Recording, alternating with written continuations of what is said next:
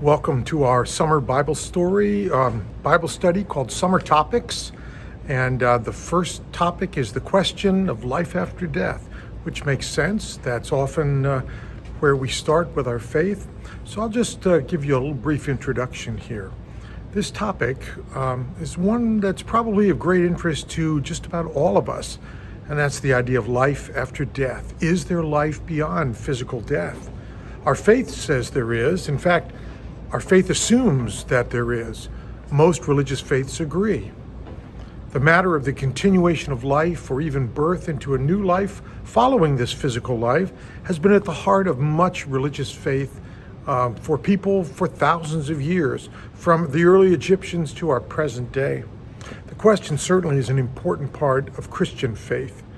What about life after death? What do we know about it?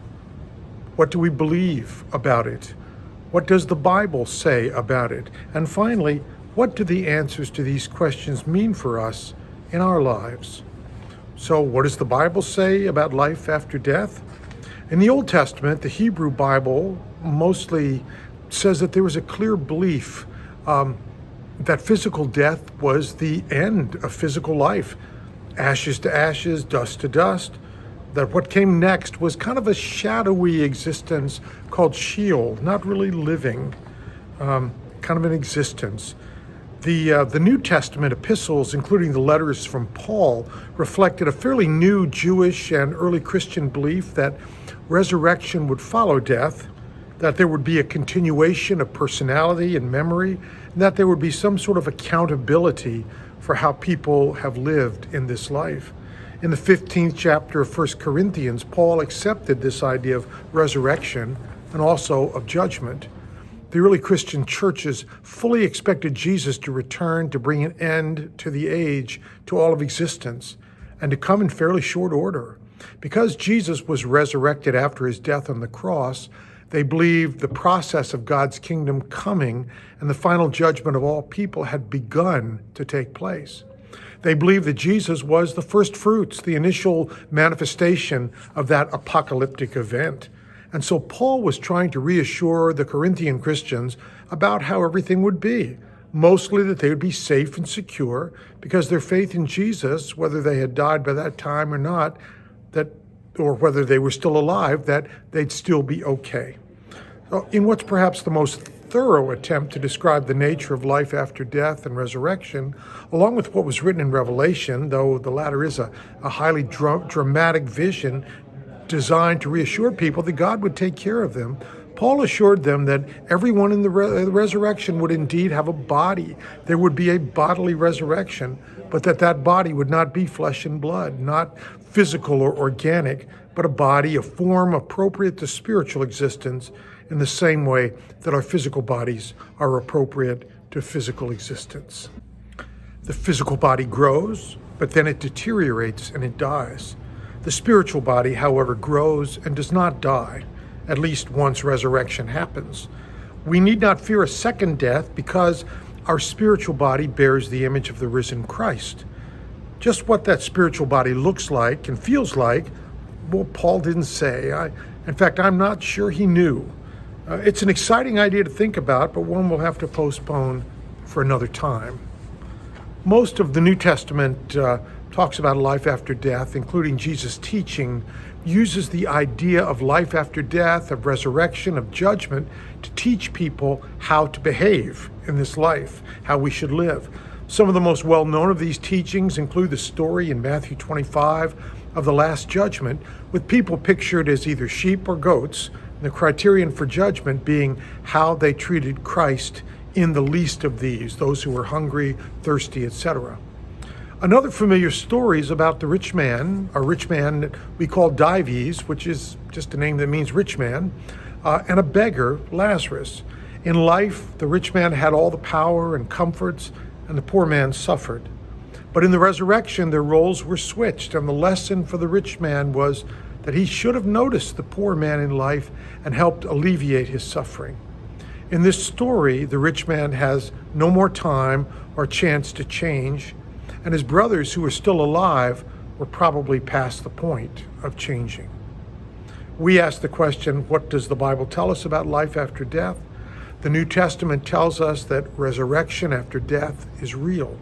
It might be all at once at the end of the age. In that case, when we die, we will rest unaware until the call comes.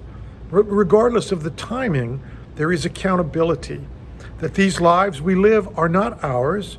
They're given to us in stewardship. And the measure of our stewardship is faith in Christ, demonstrated by how we treat others and how we serve others, especially those in need. Jesus taught what we need to know as spiritual beings. Love your enemies, do good to those who hate you, bless those who curse you, pray for those who abuse you. And we can only do that if God's Spirit is in us. If someone hits you, don't return violence for violence and give beyond what seems reasonable. Learn to love and serve for the sake of other people. Learn the gift of being merciful, of not being judgmental. But always practice the wisdom of being discerning. The key is to act like this, to have this attitude, is not to score points with God, but because the nature of Jesus is growing within you. That's why we're here. That's why God has entrusted life to us, so that we can grow spiritually, just like we have grown physically. So what are some other ways of knowing, religious ways, besides in the Bible? Well, there was a change in Jewish beliefs about life after death in the 2 centuries or so before Jesus. Babylonian, then Persian, then Greek conquests left their influence on Jewish thought, in particular around the question of what follows this earthly physical life.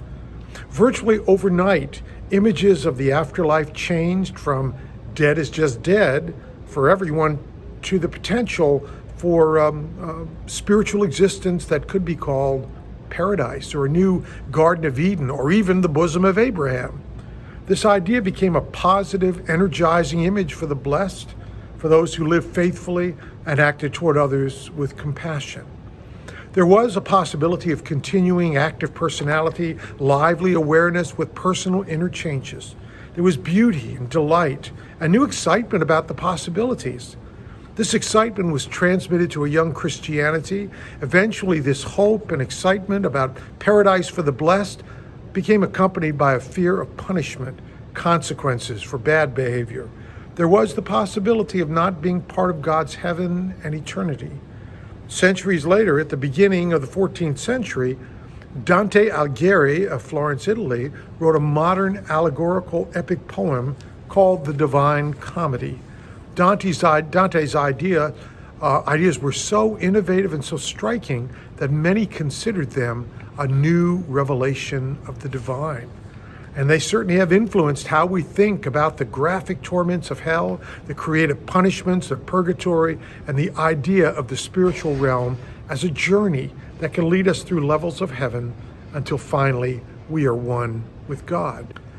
Throughout history, there have been people with an ability to connect to the realm of spirit. We all seek that connection through prayer. The Bible depicts, for instance, King Saul in 1 Samuel 28, consulting with a medium, the witch of Endor. Through what would have to be called a seance, she put him in touch with the spirit of the prophet Samuel. Now, Samuel was not very happy about being disturbed from his shadowy existence, and Saul did not like the answers he got from Samuel, but he believed they were true.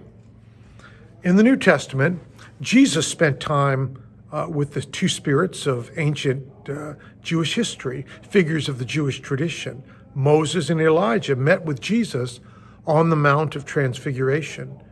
And in our own time, there are many people who have had experiences that can be described as otherworldly. Countless unnamed people have felt the presence or sensed communication from, or even sought out communication or connection with, or been sought out by a loved one who has died. There have been towering figures in the field of scholarship and science who have actually manifested or researched the many millions of experiences that seem to indicate that what we call the persistence of personality and the immortality of the soul. They seem to give strong testimony of the continuation of life after physical death. William James was, along with Sigmund Freud, one of the founders of modern psychological thought.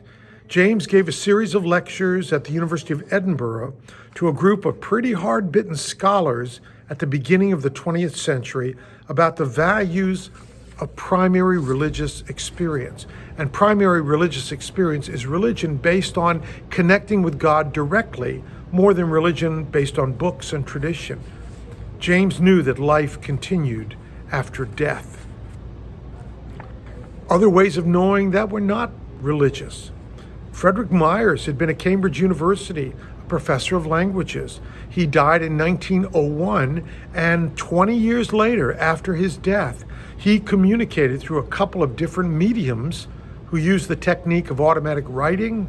In a trance, they would just write, and that would be what, in this case, Myers was telling them. And Myers addressed the issue of what the spirit realm was like. So Myers, 20 years after his physical death, revealed through mediums that there were 7 stages of life. The 7 stages of life. Stage 1 is the earthly plane in which we're currently living. Stage 2 is the experience immediately after death. There's a brief phase of adjustment, somewhat like the experience of a newborn baby who takes time to adjust to this physical realm and spends a lot of time sleeping, dreaming, resting. Stage 3 is a more permanent spirit realm, a world of thought in which thoughts are the creative medium. One's thoughts translate directly into reality, like shaping your world with imagination. Otherwise, that world feels a bit like this physical one. And stage 4 from Myers is that here a decision has to be made to move from stage 3 into stage 4, which begins a process a little less like the familiar worlds of our previous lives. As in the previous stages, the important work of stage 4 is to gain greater awareness of the creation itself, greater sensitivity to how things really are. Beyond stage 4, there's nothing we can know other than the process of drawing closer to God, to the source of all life and joy. In other words, beyond stage 4, stage 5, 6, 7, all we know is it seems to be a process gradually of becoming more and more one with God. So all this is intriguing to me as I reflect on it, but I just don't know about the particulars. It jives with my faith in that it affirms life after death, that there is a continuation or perhaps a new birth of life with a continuation of our personalities, probably of our memories and a sense of significant relationships. The idea of judgment, of accountability, certainly requires that we have our memories and a sense of ourselves after death. I really agree with the idea and believe deeply that life in the realm of spirit is not static, even to the extent that we may live an existence that is not in time and space the way we've come to know it. I believe we will have purpose. We will have work to do that reflects the values of God, the values that Christ taught, the joy of coming to know even as we have been known. So, in summary, my summary of all this is that Jesus and others taught things like love your enemies, do good to those who hate you, bless those who curse you, pray for those who abuse you. If someone hits you, don't return violence for violence. Give beyond what seems reasonable. Learn to love and serve for the sake of other people. Learn the gift of being merciful, not being judgmental, but always practice the wisdom of being discerning.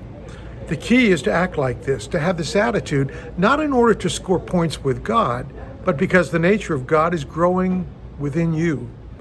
That's why we're here. That's why God has entrusted life to us, so that we can grow spiritually just like we have grown physically. It's probably not necessary to think about or speculate about what life will be after we die, not if you don't want to.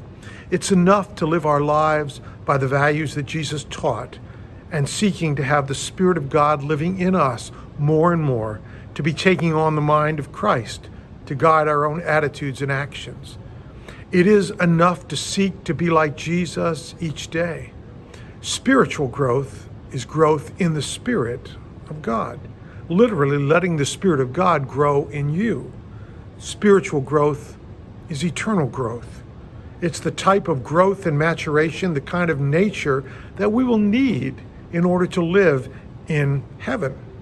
Just it's the kind of nature that we need to experience heaven here and now. So may God bless you today and each day on your life's journey and on the journey we share together. Amen.